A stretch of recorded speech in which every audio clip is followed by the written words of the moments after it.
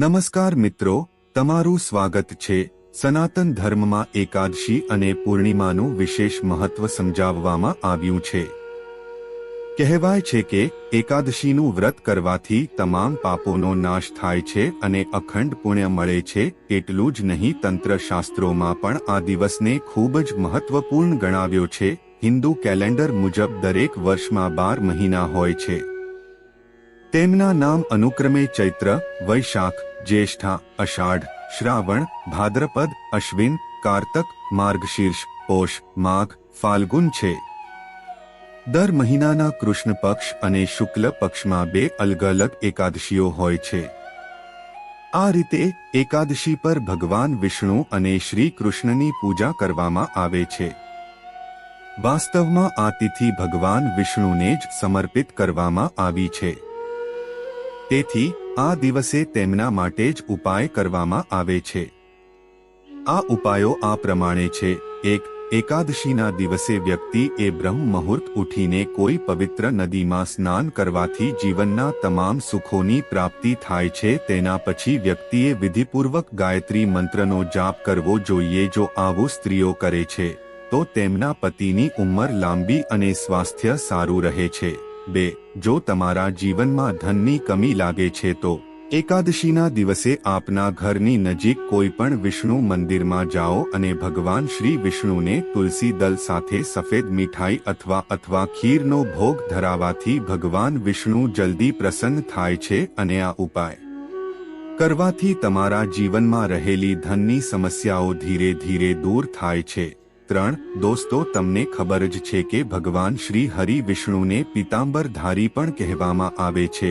એનો અર્થ એ થાય છે કે પીળા રંગના વસ્ત્રો ધારણ કરનાર. દોસ્તો, જે પણ વ્યક્તિ એકાદશીના દિવસે પીળા રંગના કપડાં, પીળા રંગના ફળ અથવા તો પીળું અનાજ પહેલા ભગવાન શ્રી વિષ્ણુને અર્પણ કરી ત્યારબાદ આ બધી જ વસ્તુ જરૂરિયાતમંદ વ્યક્તિને અથવા તો ગરીબોમાં દાન કરી દે છે, તેના પર ભગવાન શ્રી હરિ વિષ્ણુની કૃપા તેના પર બની રહેશે.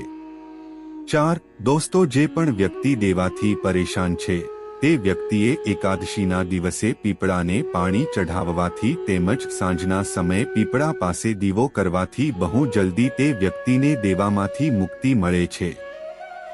5. એકાદશીના દિવસે ભગવાન વિષ્ણુ અને લક્ષ્મીની પૂજા કરો અને પીળા ચંદન અને કેસર સાથે ગુલાબજળ મેળવીને તિલક કરો. તે જ તિલક પોતાના પર લગાવો અને કામ પર નીકળી જાઓ. આમ કરવાથી કાર્ય ચોક્કસપણે પૂર્ણ થાય છે. 6. એકાદશીના દિવસે વ્રત કરો અને તે દિવસે એક નાળિયેર થોડું કાપીને તેમાં સાકર અને દેશી ઘી ભભરાવો.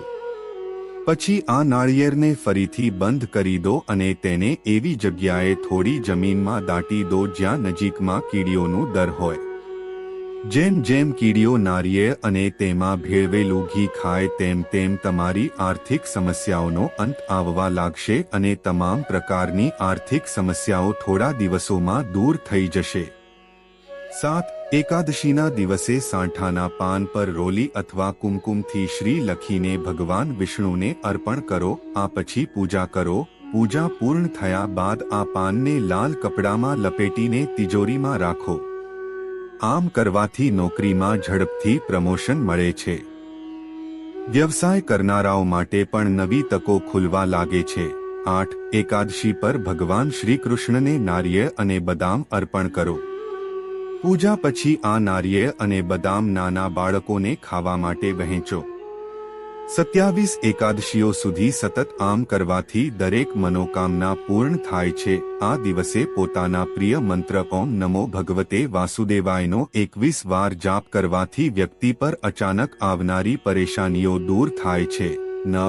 જો કોઈ દંપતીને સંતાન ન હોય તો તેમણે એકાદશીના દિવસથી જ સંતન ગોપાલ મંત્ર ઓમ શ્રીમ હ્રી ક્લીમ ગ્લૌ દેવકીસુત ગોવિંદ વાસુદેવ જગતપતે દેહી મે તન્યમ કૃષ્ણ ત્વામહમ શરણમ ગતઃનો જાપ શરૂ કરવો જોઈએ. આ મંત્રનો દરરોજ એક માળા 108 વાર જાપ કરવાથી જલ્દી સંતાન થવાની સંભાવના વધી જાય છે. 10. એકાદશીના દિવસે ભગવાન શ્રી હરિ વિષ્ણુને કેસર મિશ્રિત દૂધથી અભિષેક કરવાથી શ્રી હરિની સાથે સાથે માતા લક્ષ્મી પણ પ્રસન્ન થાય છે.